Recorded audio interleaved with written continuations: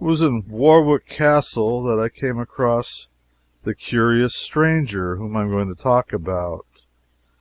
He attracted me by three things: his candid simplicity, his marvelous familiarity with ancient armor, and the restfulness of his company. For he did all the talking. We fell together, as modest people will, in the tail of the herd that was being shown through, and he at once began to say things which interested me. As he talked along, softly, pleasantly, flowingly, he seemed to drift away imperceptibly out of this world and time and into some remote era, an old forgotten country. And so he gradually wove such a spell about me that I seemed to move among the specters and shadows and dust and mold of a gray antiquity, holding speech with a relic of it. Exactly as I would speak of my nearest personal friends or enemies, or of my most familiar neighbors, he spoke of Sir Bedivere, Sir Bors de Ganis, Sir Launcelot of the Lake, Sir Galahad, and all the other great names of the Round Table, and how old, unspeakably old, and faded, and dry, and musty, and ancient he came to look as he went on.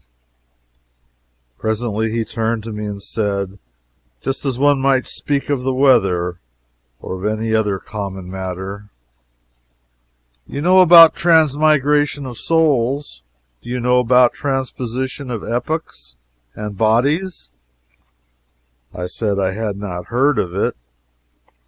He was so little interested, just as when people speak of the weather, that he did not notice whether I made an answer or not. There was half a moment of silence, immediately interrupted by the droning voice of the salaried cicerone. "Ancient hauberk, date of the 6th century, time of King Arthur and the Round Table, said to have belonged to the knight Sir Sagramore le Desirous. Observe the round hole through the chain mail in the left breast. Can't be accounted for. Supposed to have been done with a bullet since the invention of firearms, perhaps maliciously by Cromwell's soldiers." My acquaintance smiled, not a modern smile, but one that must have gone out of general use many, many centuries ago, and muttered apparently to himself, "Wit ye well, I saw it done." Then after a pause he added, "I did it myself." By the time I had recovered from the electric surprise of this remark, he was gone. Well, all that evening I sat by my fire at the Warwick Arms, steeped in a dream of the olden time, while the rain beat upon the windows and the wind roared about the eaves and corners. From time to time I dipped into old Sir Thomas Malory's enchanting book, and fed at its rich feast of prodigies and adventures, breathed in the fragrance of its obsolete names, and dreamed again. Midnight being come at length, I read another tale for a nightcap, this which here follows, to wit: How Sir Launcelot slew 2 giants and made a castle free. Anon withal came there upon him 2 great giants, well armed, all save the heads, with 2 horrible clubs in their hands. Sir Launcelot put his shield afore him, and put the stroke away of the one giant, and with his sword he clave his head asunder. When his fellow saw that, he ran away as he were wood, for fear of the horrible strokes. And Sir Launcelot after him with all his might, and smote him on the shoulder, and clave him to the middle. Then Sir Launcelot went into the hall, and there came afore him 80 ladies and damsels, and all kneeled unto him and thanked God and him for their deliverance. For, sir, said they, the most part of us have been here this 7 year their prisoners, and we have worked all manner of silk works for our meat, and we are all great gentlewomen born, and blessed be the time, knight, that ever thou wert born, for thou hast done the most worship that ever did knight in the world. That will we bear record, and we all pray you tell us your name, that we may tell our friends who delivered us out of prison. Fair damsels, he said, my name is Sir Launcelot du Lake. And so he departed from them, and bethought them unto God. And then he mounted upon his horse, and rode into many strange and wild countries, and through many waters and valleys, and evil was he lodged. And at last by fortune happened against a knight to come to a fair courtlage, and therein he found an old gentlewoman that lodged him with a good will, and there he had good cheer for him and his horse. And when time was, his host brought him into a fair garret over the gate to his bed. There Sir Launcelot unarmed him, and set his harness by him, and went to bed, and anon he fell on asleep. So soon after there came on horseback, and knocked at the gate in great haste. And when Sir Launcelot heard this, he rose up and looked out the window, and saw by the moonlight 3 knights come riding after that one man, and all 3 lashed on him at once with swords. And that one knight turned on them knightly again, and defended him.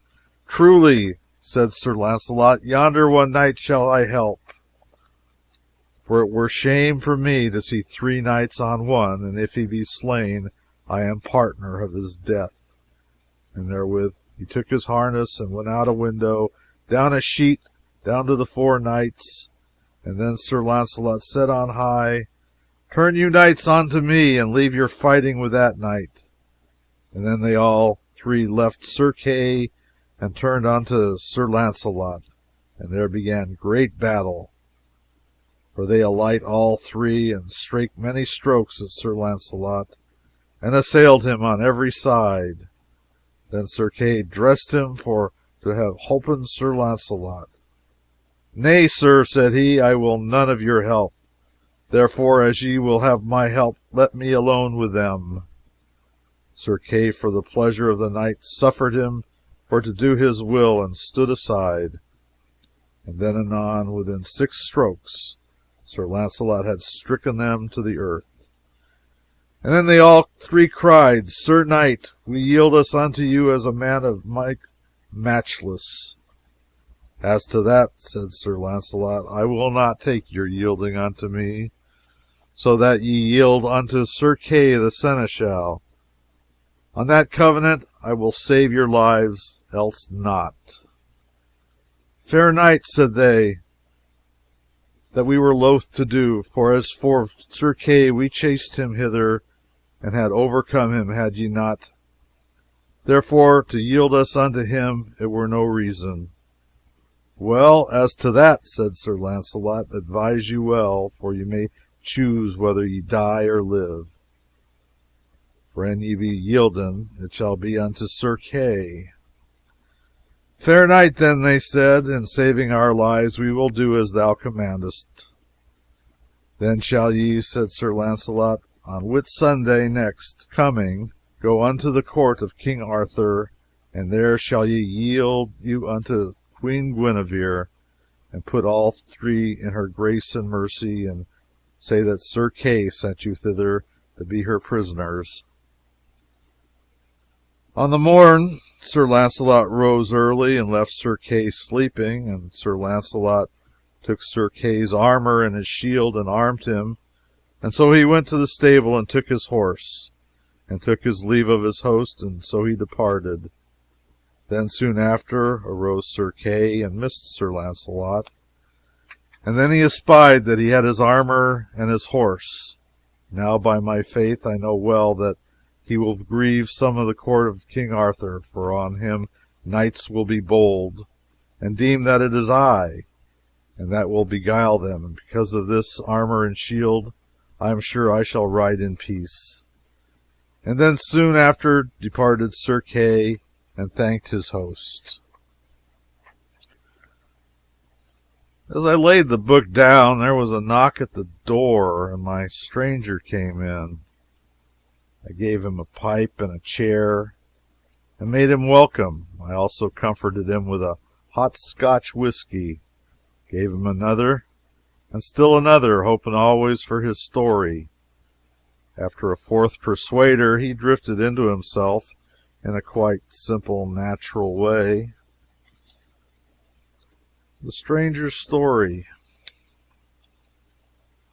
I'm an American. I was born and reared in Hartford, in the state of Connecticut, anyway, just over the river in the country. So I'm a Yankee of the Yankees, and practical, yes, and nearly barren of sentiment, I suppose, or poetry, in other words.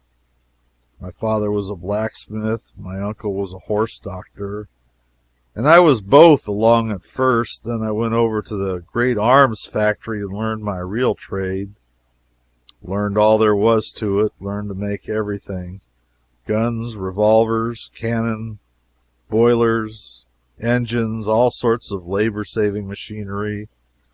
Why, I could make anything a body wanted, anything in the world. It didn't make any difference what, and if there wasn't any quick, newfangled way to make a thing, I could invent one, and do it as easy as rolling off a log. I became head superintendent, had a couple thousand men under me. Well, a man like that is a man is full of fight, and that goes without saying. With a couple of thousand rough men under one has plenty of that sort of amusement. I had, anyway. At last I met my match, and I got my dose.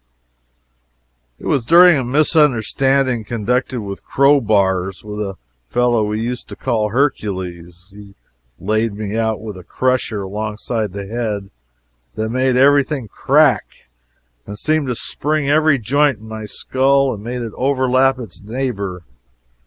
Then the world went out in darkness, and I didn't feel anything more, and didn't know anything at all, at least for a while.